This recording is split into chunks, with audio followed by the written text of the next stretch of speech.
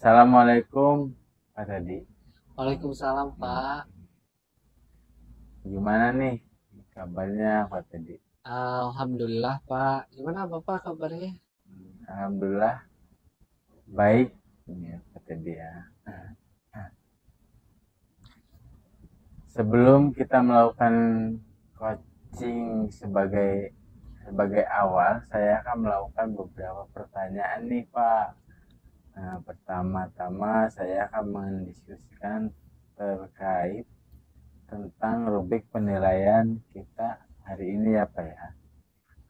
Nah, pada coaching kita hari ini, coach dan coachee akan saya amati dan nilai sesuai dengan rubrik penilaian ya Pak. Apakah sudah sesuai dengan alur tirta atau belum? Kemudian bagaimana Bapak memberikan pertanyaan berbobot kepada coachee, dan juga bagaimana coachee tersebut merespon atau menanggapi pertanyaan dari coachnya ya.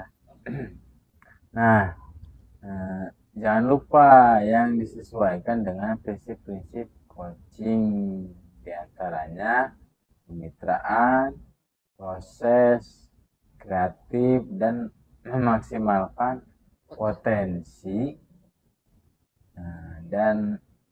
Pertanyaan pertama yang akan saya tanyakan kepada Bapak adalah kompetensi apa yang akan Bapak kembangkan pada coaching kali ini? Baik, Pak. Potensi yang ingin saya kembangkan yaitu yang pertama adalah presence atau kehadiran penuh, Pak. Karena saya tuh masih kurang ya, karena saya mudah terdistract, Pak. Kalau sedang berbicara dengan lawan bicara itu saya kadang jadi tidak bisa fokus. Jadi potensi yang saya ingin kembangkan itu yaitu presence gitu. Dan mendengarkan aktif dan memberikan pertanyaan yang berbobot. Pertanyaan kedua ya Pak ya, kompetensi mana yang ingin akan Bapak kembangkan secara spesifikasi yang ingin diobservasi? Ada dua, Pak. Kompetensi yang spesifik yang saya ingin kembangkan untuk diobservasi adalah yang pertama adalah mendengarkan aktif, Pak, dan memberikan pertanyaan yang berbobot. Kemudian yang terakhir Pak, indikator yang bagaimana yang diinginkan oleh Bapak dalam proses coaching kali ini? Indikator ya, Pak ya. Indikator yang saya ingin capai gitu ya. Saya ini bisa menemukan, saya ingin coach ini bisa menemukan solusi dari permasalahannya atau menemukan langkah-langkah dalam mengatasi permasalahannya.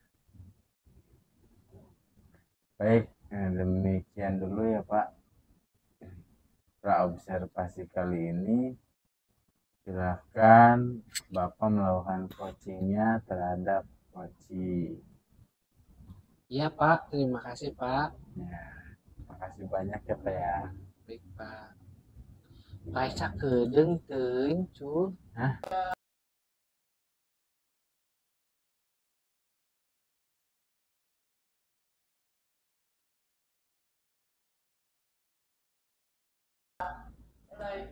Assalamualaikum Mbak Jenny. Waalaikumsalam Gimana Pak kabarnya Dedi. Pak Jenny? Alhamdulillah Oke. sehat Pak Dedi. Senang bertemu dengan Pak Jenny nih hari ini. Saya dulu gimana kabarnya Pak Dedi? Alhamdulillah sehat Pak Jenny. Ya. Kelihatannya seger banget nih Pak Jenny hari ini. Ya lumayan seger meskipun agak sedikit ngantuk karena sudah beberapa aktivitas yang sudah saya kerjakan. Dan Iya, mungkin betul. Memang di awal-awal semester ini ya Pak Jen ya, banyak kegiatan terutama persiapan MPLS ya kemarin ya.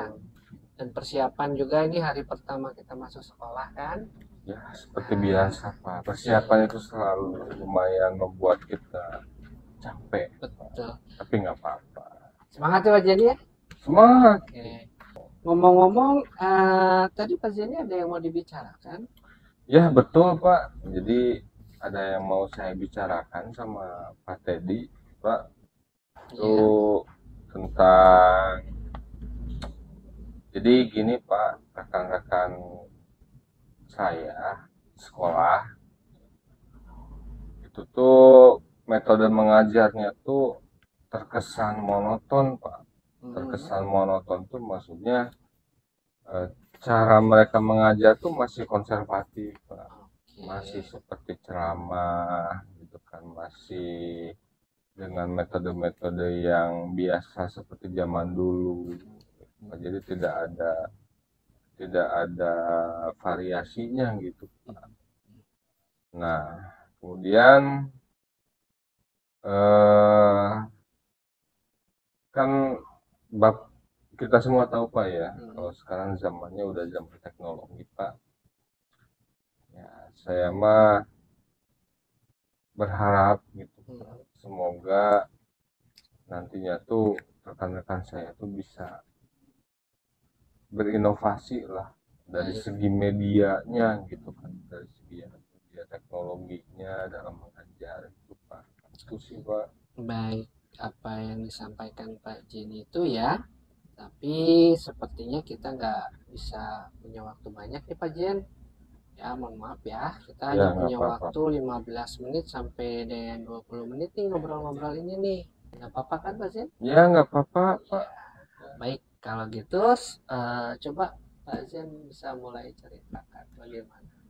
Jadi itu Pak, rekan-rekan guru saya di sekolah dari tahun ke tahun tuh seperti tidak ada perkembangan dalam hal penggunaan media gitu, media pembelajaran.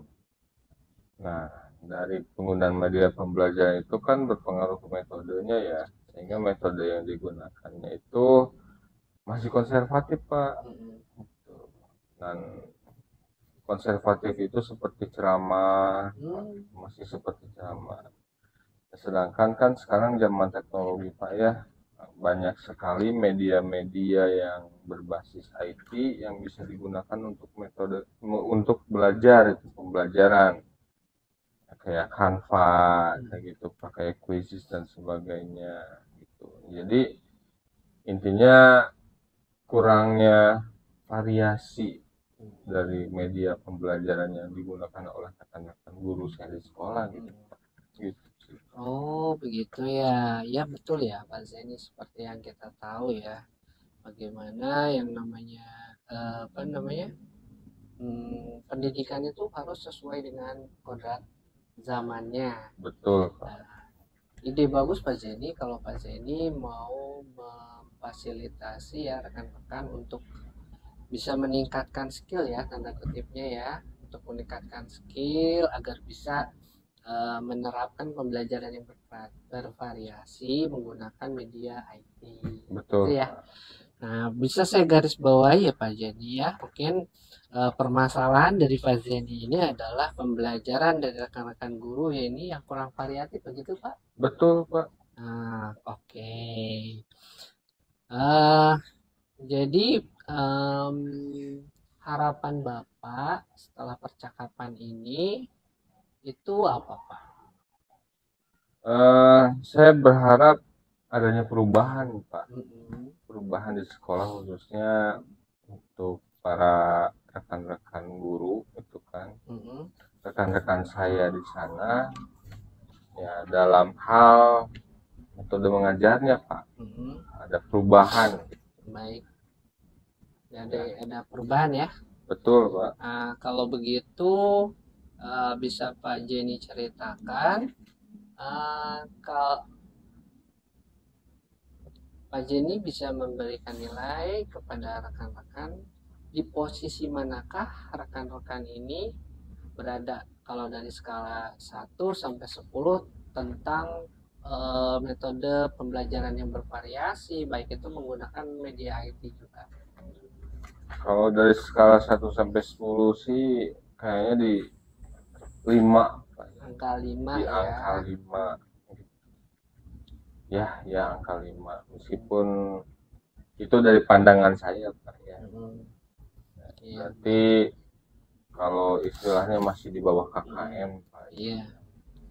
Berarti kalau angka 5 itu ya Pak Zeni, jadi kalau dari 1 sampai 10 angka 5 itu berarti setengah nih ya. Betul, Pak. Nah, lalu mau meningkatkan ke grade berapa nih Pak Zeni? Dari 5 ke berapa nih Pak Zeni? Ya, untuk sekarang mungkin Pak, untuk jangka pendek aja dulu ya. Saya tidak muluk-muluk mesti harus ke 10 gitu Iya. kan. Cukup dari 5 itu ke 7 lah misalkan. Oke. Tidak usah jauh gitu.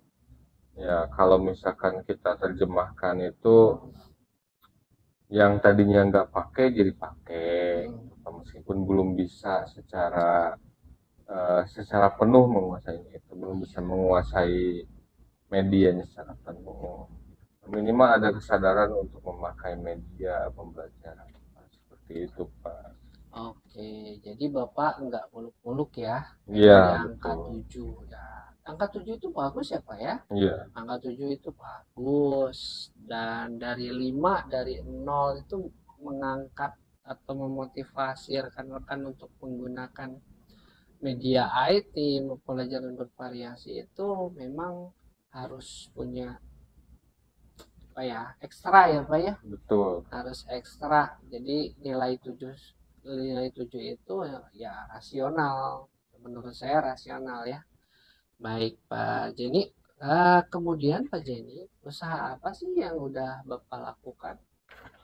Kalau saya selama ini sudah melakukan seperti ini, Pak. Kalau misalkan ada yang bertanya nih ke saya, misalkan ini caranya gimana sih Pak gitu ya, saya berikan penjelasan, saya istilahnya ngajarin mereka, intinya mentoring gitu, tapi mentoringnya masih sebatas personal gitu. Iya, Jadi belum istilahnya mah belum menyeluruh gitu, sehingga ya tidak berdampak signifikan gitu buat guru-guru di sana. Oke, jadi mentoring ya Pak ya. Walaupun Ya, mentoringnya mungkin secara ini tidak sistematis ya, hanya betul. situasional ya Pak ya. Ya, Ya, mentoring ya. Oke, kalau selain mentoring Pak, kira Bapak sudah melakukan apa lagi? ya mungkin saya coba apa ya, membuat konten gitu, kayak membuat konten supaya mungkin guru-guru yang lain juga melihat, oh ternyata menarik nih gitu, karena media pembelajaran yang berbasis teknologi gitu kan Pak. Ya, mungkin kedepannya mah ada kayaknya kegiatan Pak, cuman ya saya juga bingung apa gitu kegiatannya gitu. Berarti sementara Pak Jenny ini baru terbesit bahwa kegiatan atau strategi Pak Jenny nih untuk menggapai tujuan itu menggunakan mentoring ya Pak ya, Betul, dan juga menggunakan konten gitu kan. konten. Baik, jadi mentoring dan menggunakan konten.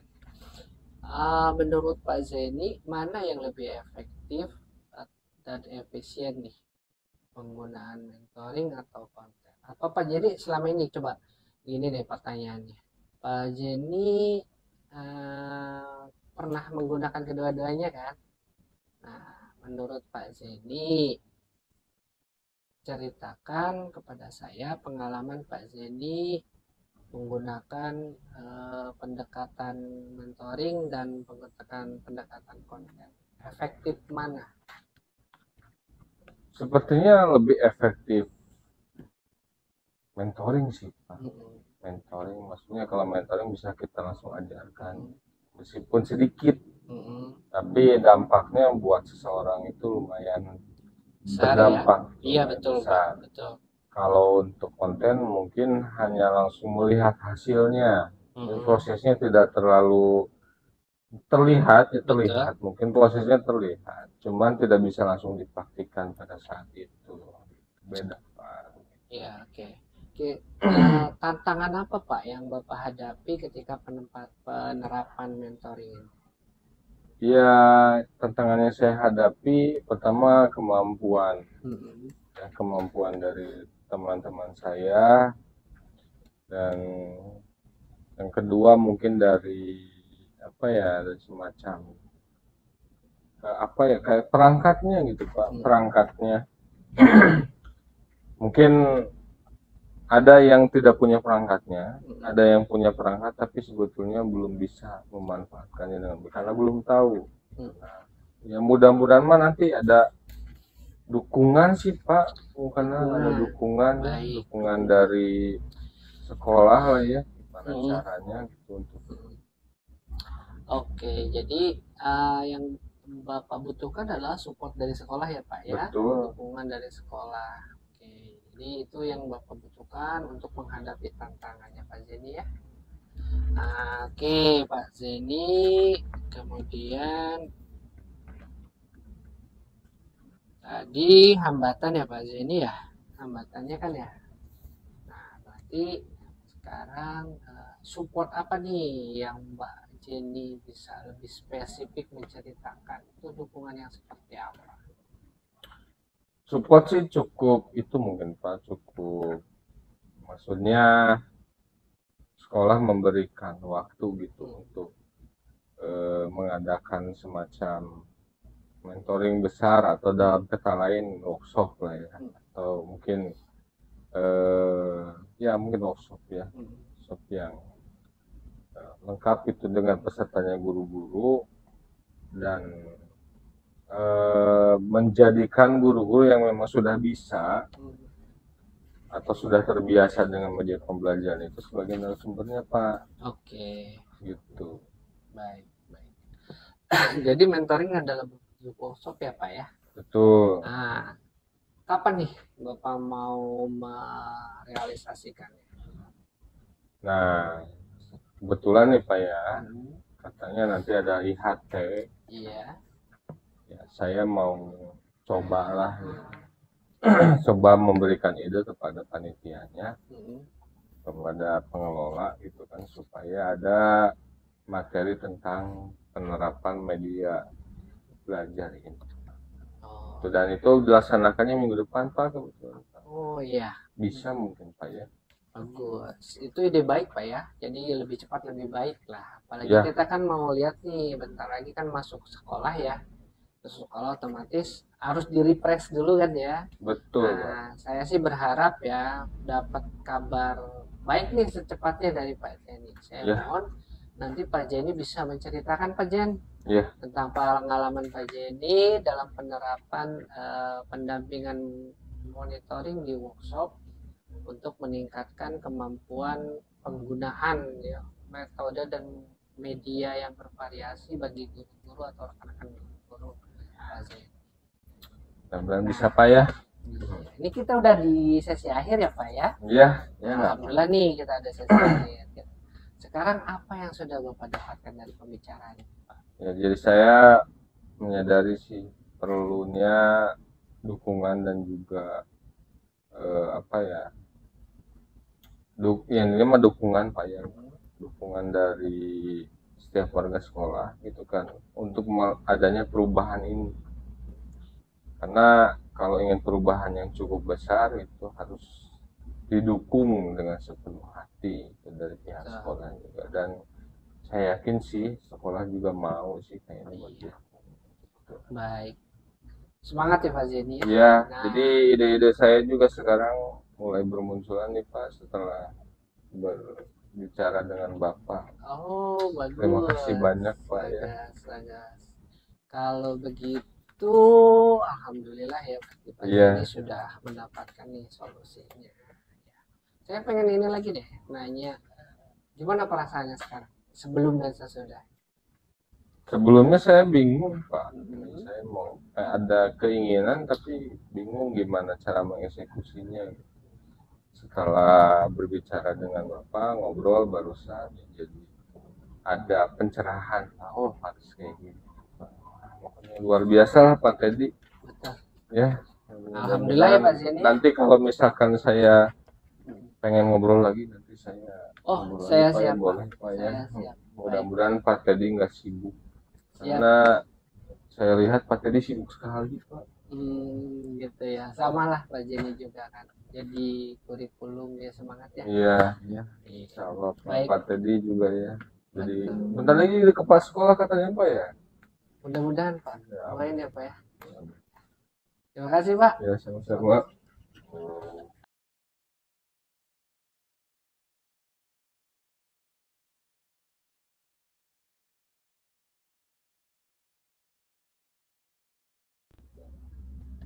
Assalamualaikum Pak.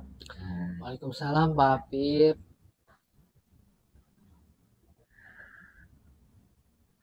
Pak, tadi sudah melakukan coaching ya, yang dengan Pak Jenny ya, penutup. Tadi sudah melakukan coaching dengan Pak Jenny. Betul Jadi Pak. Betul. sebelum menutup ya Pak, saya menanyakan beberapa pertanyaan nih pasca observasi yang pertama. Apa saja yang sudah Bapak lakukan pada saat melakukan coaching terkait indikator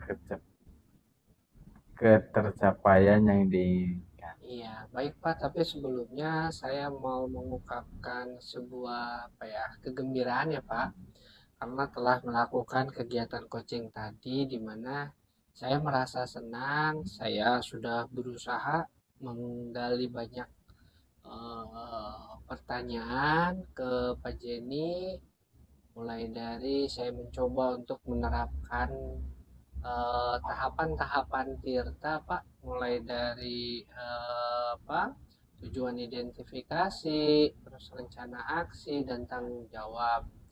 Dan alhamdulillah Pak Jenny ini mau mau terbuka Pak, dan beliau ini mengungkapkan semua permasalahannya sesuai dengan pertanyaan-pertanyaan terbuka yang saya tanyakan kepada beliau.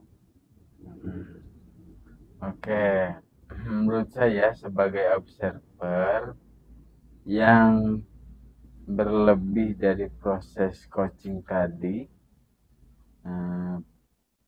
Pak Teddy dan kepada Pak Jenny sudah berjalan dengan baik,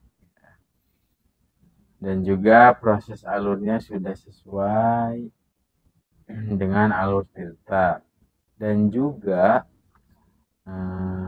Pak Teddy sudah berusaha mengenali dengan beberapa pertanyaan kepada Pak Jenny, sehingga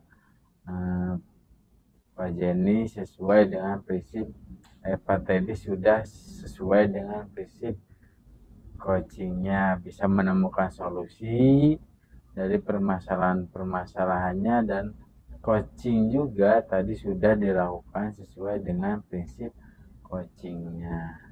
Nah, pertanyaan terakhir ya Pak, sebelum kita tutup, yaitu kompetensi apa lagi yang ingin dikembangkan berdasarkan hasil coaching yang barusan dilakukan? Kompetensi yang ingin lebih lagi ya Pak untuk dikembangkan itu sebenarnya sih saya belum merasa sempurna di setiap tahapan-tahapan tirta ini. Jadi mungkin saya ingin sebenarnya semua tahapan tirta itu saya pengen dikembangkan Pak, karena saya masih merasa menjadi manusia yang masih masih bingung gitu kalau bertanya gitu kan, mencari pertanyaan-pertanyaan yang bersifat terbuka, itu saya masih kesulitan Pak dalam itu. Terus menghadirkan diri seutuhnya atau presence, sehingga saya tidak terdistract oleh sesuatu gitu ya, jika saya fokus mendengarkan coaching dan bisa mendapatkan satu solusi yang baik gitu ya untuk coaching. Dan kompetensi yang menurut saya masih harus saya kembangkan yaitu ya tentang proses tirta juga gitu kan, sehingga saya nanti dapat melakukan coaching ini ya lebih baik Pak. Nah, semoga kedepannya kita bisa melakukan coaching dengan lebih baik lagi ya Pak. Jadi demikian observasi kita hari ini. Semoga bermanfaat bagi kita.